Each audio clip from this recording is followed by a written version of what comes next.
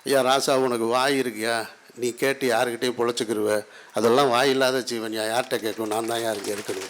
இது சென்னையிலே வையா ஒரு ஃபங்க்ஷன், இதை நான் வச்சு நான் நடத்திட்டு போயிருக்கேன்னு அவர் சொல்லியிருக்கலாம். சினேகனும் மறுத்திருக்க மாட்டார். உங்கள் வீட்டில் வைங்க, இல்லை நம்ம அலுவலகத்திலே வச்சு ஒரு புகைப்படம் எடுத்துக்கிட்டு அதை ப்ரெஸ்ஸுக்கு கொடுத்துடலான்னு.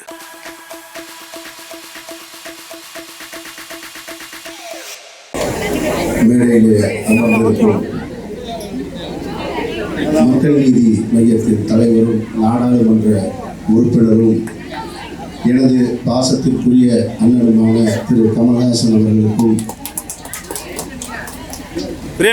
திருச்சி மாநகரின் செல்லப்பிள்ளையார் மாண்புமிகு அமைச்சர் அன்பில் மகேஷ் சகோதரருக்கும் மற்றும் மக்கள் நீதி மைய நிர்வாகிகளுக்கும், இந்த அரங்கத்தில் அமர்ந்திருப்பவர்கள் அனைவருக்கும் இறைவன் புறத்திலிருந்து சாந்தியும் சமாதானம் உண்டாகட்டும். இந்த பூமியில் பல்வேறு பல நூறு கோடி மனிதர்கள் பிறந்து மரணத்திருக்கிறார்கள். ஆனால் வெகு சிலர் மட்டுமே வரலாற்றில் இடம் பிடித்திருக்கிறார்கள். வெகு சிலர் மட்டுமே நமக்கு பாடமாக அமைந்திருக்கிறார்கள். வெகு சிலர் மட்டுமே நம் மனதிற்கு நெருக்கமாக அமைந்திருக்கிறார்கள். ஆனால் நம் கண்ணுக்கு தெரியாத, நம் காதுகளில் கேட்கப்படாத பெயர்களாக இன்னும் எத்தனையோ நல்ல மனிதர்கள், மகான்கள் இந்த பூமியில் வாழ்ந்து மறைத்திருக்கிறார்கள் என்பதற்கான சான்றுதான் இந்த மேடை.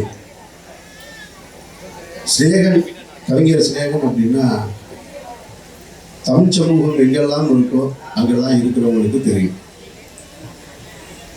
அதற்கு பின்னால் மக்கள் நீதி மையத்தின் போர் குரலாக, போர் வாழாக தமிழகம் எங்கும் பிரச்சாரம் செய்யக்கூடிய, விவாதங்கள் நடத்தக்கூடியவர் என்பது எல்லோருக்கும் தெரியும். ஆனால் அவருடைய தந்தையார் சிவசங்கி என்பவரை எல்லோருக்கும் தெரிந்திருக்க வாய்ப்பில்லை. ஒரு 100 ஆண்டுகளுக்கு முன்னால் இந்த மண்ணில் பிறந்து ஒரு குறிப்பிட்ட வயதை அடைந்தவுடன் திருமணம் செய்து கொண்டு 8 குழந்தைகளை பெற்றிருக்கிறார். 8வது தான் சினேகன். சினேகனுக்கு எனக்கும் அந்த வகையில் ஒரு ஒற்றுமை இருக்கு. நான் 6வது பிறந்த கடைசி, சினேகன் 8வது. ஆனால் 8 பேரை வளர்த்து இந்த குக்கிராமத்தில் பிறந்த வந்த மாமனிதர் மாட மாளிகையிலே கூட கோபுரம் இல்லை, ஆனால் மனதளவில் ஒரு ராஜாவாகவே மன்னராகவே வாழ்ந்திருக்கிறார் என்பதுதான் மறுக்க முடியாத உண்மை. அந்த 8 பேரையும் வளர்த்து ஆளாக்கியிருக்கிறாரு. சுயமரியாதையை கற்றுக் கொடுத்திருக்காரு. தன்னுடைய உறவுகளிடமோ யாரிடமோ எந்த சூழ்நிலையிலும் நீங்கள் கையேந்திரக்கூடாது அப்படின்றதுக்காக சுயமரியாதை கற்றுக் கொடுத்த மாபெரும் மனிதராக சிவசங்கையா வாழ்ந்திருக்கிறார். பொதுவாகவே எங்கிட்ட நான் அடிக்கடி சொல்றது, பணம் வச்சிருக்கவெல்லாம் பணக்காரன் கிடையாது. பணத்தை பிறருக்கு செலவு செய்வனே பணக்காரன் தான். பிறருக்கு யார் செலவு செய்யறானோ அவன் தான் பணக்காரன். இது மாதிரியான ஒரு கிராமத்தில் இருந்து தன்னால் முடிந்ததை பிறருக்கு செய்து இந்த பகுதி மக்களிடம் மாபெரும் அன்பை பெற்று இருக்கிறவராக வாழ்ந்திருக்கிறார் ஐயா சிவசங்கர் அவர்கள். இல்லை ஒரு தந்தை தானே, ஒரு தந்தைக்கு மகன் உதவி செய்ய ஒரு விழா எடுக்கிறார், இதில் என்ன பெருமைப்படுறதுக்கு என்ன இருக்கு அப்படின்ற எண்ணம் தோணலாம்.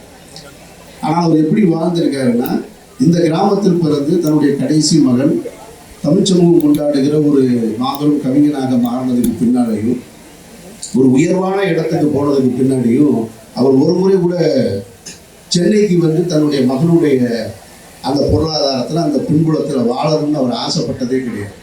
அவர் இதே மண்ணில் தான் கடைசி வரைக்கும் வாழ்ந்து மகிழ்ச்சிருக்கார். கொடுமை, முதுமையில் தனிமை அதை விட கொடுமை. ஆனால் தனியாக இருந்தாலும் கடைசி வரைக்கும் எவருடைய உதவியை நாடாமல் தன்னுடைய தன்னம்பிக்கையோடு வாழ்ந்து மரணித்தவர் ஐயா சிவசங்கர் அவர்கள். அவரை பற்றி பெருமையாக சொல்லணும்னா ஒரே ஒரு நிகழ்வை சொல்லி நான் முடிச்சுக்கிறேன். ஏன்னா பேசுவதற்கு பெருந்தகைகள் நிறைய இருக்காங்க. சென்னைக்கு ஒரு முறை அவருடைய தந்தையார் வர்றாரு சினேகனை பார்க்கறதுக்கு. ஒரு விழாவுக்காக அழைச்சிருக்காரு. அந்த வந்துட்டு உடனே நான் ஊருக்கு போகணுமையா, என்னை ஊருக்கு அனுப்பிச்சி வையா, என்னை எதுக்கு இங்கே உட்கார வச்சுருக்க அப்படின்னு சொல்கிறாரு. இல்லைப்பா இருங்கப்பா, என் கூட ஒரு 2-3 நாள் இருந்துட்டு போங்க அப்படின்னு சொன்னால், இல்லையா நான் ஊருக்கு போகணுமையா, நிறையா வேலை இருக்கியா, அங்கே ஆடு மாடு இருக்குது, சாப்பாடு வைக்கணும், கழனி தண்ணி வைக்கணும், அதெல்லாம் பார்க்கணும், புல் போடணும் அப்படின்னு. அப்போ சினேகன் கேட்குறாரு, ஏப்பா நான் உங்கள் புள்ள தானே, இத்தனை வருஷமாக சென்னைக்கு வந்திருக்கேன், நான் இத்தனை வருஷம் ஆச்சு, நான் இங்கே இருந்திருக்கேன், ஒரு நாளாவது நான் சாப்பிட்டியா அப்படின்னு கேட்டிங்களா, நீங்கள் நீ என்ன பண்ணுறேன்னு என்னை கேட்டிங்களா அப்படின்னு கேட்கும்போது அந்த மாமனிதர் சொன்ன வார்த்தை, ஐயா ராசா, உனக்கு வாய் இருக்கியா? நீ கேட்டு யாருக்கிட்டையும் பொழைச்சிக்கிருவ, அதெல்லாம் வாயில்லாத ஜீவன், யார்கிட்ட கேட்கணும், நான் தான் யாருக்கு இருக்கணும். அதுதான் அந்த மனிதனுடைய பண்பு. அப்போ தன்னுடைய உறவுகளோடு, தான் பெற்ற உறவுகளோடு, தன்னுடைய இரத்த சொந்தங்களோடு அன்பு காட்டுறது அன்பு கிடையாது. எல்லா மனிதர்களிடத்திலையும், எல்லா உயிரிடத்திலும் அன்பு காட்டுவது தான் மிகச்சிறந்த அன்பு. அப்படி ஒரு அன்பை காட்டிய மனிதராக ஐயா சிவசங்கு அவர்கள் வாழ்ந்து மரணிச்சிருக்கார். ஸோ அவர் மரணிச்சிருக்காரு. அவருடைய நினைவு இந்த அவருடைய திருவுருவப்பட சிறப்பு விழா. இதில் என்ன மேலும் சிறப்பு அப்படின்னு சொன்னால், ஒரு தந்தைக்கு மகன் செய்யணும்னு நினைக்கிற அந்த எண்ணத்தை அதை உலகறிய கொண்டு போக செய்வதற்காக இங்கே வந்திருக்கக்கூடிய என்னுடைய பாசத்திற்குரிய அண்ணன் மக்கள் நீதி மைய தலைவர் கமலஹாசன் அவர்களை நான் மனமாற பாராட்டினேன். இது சென்னையிலே வையா ஒரு ஃபங்க்ஷன் இதை நான் வச்சு நான் நடத்திட்டு போயிருக்கேன்னு அவர் சொல்லியிருக்கலாம். சினேகனும் மறுத்திருக்க மாட்டார். உங்கள் வீட்டில் வைங்க, இல்லை நம்ம அலுவலகத்திலே வச்சு ஒரு புகைப்படம் எடுத்துக்கிட்டு அதை ப்ரெஸ்ஸுக்கு கொடுத்துடலான்னு. ஆனால் அவர் கேட்ட உடனே மறுக்காமல் தேதி நான் சொல்கிறேன்னு சொல்லி இந்த கிராமத்திற்கு வந்து இந்த புதுக்கரியப்பட்டியை ஒரு வரலாற்று சிறப்பு மிக்க இடமாக மாற்றி இருக்கிறார். அதனால் என்னுடைய அன்பு அண்ணனுக்கு என்னுடைய நெஞ்சார்ந்த நன்றி நான் தெரிவிச்சுக்கிறேன். மாற்று கட்சியாக இருந்தாலும் அன்பிற்கும் நட்பிற்கும் எப்பொழுதுமே மரியாதை கொடுப்பதில் அவருடைய பெயரிலே இருக்கிற அன்பில் மகேஷ் பொய்யாமொழி சகோதரன் அவர்களும் இந்த விழாவுக்கு வந்து சிறப்பு செய்திருக்காங்க. இந்த விழாவில் மிகச்சிறப்பாக நடைபெற்று கொண்டிருக்கிறது. அதற்கு முத்தாய்ப்பாக அண்ணன் கமலஹாசன் அவர்களுடைய பேச்சை நானும் கேட்க ஆவலாக இருக்கிறேன்.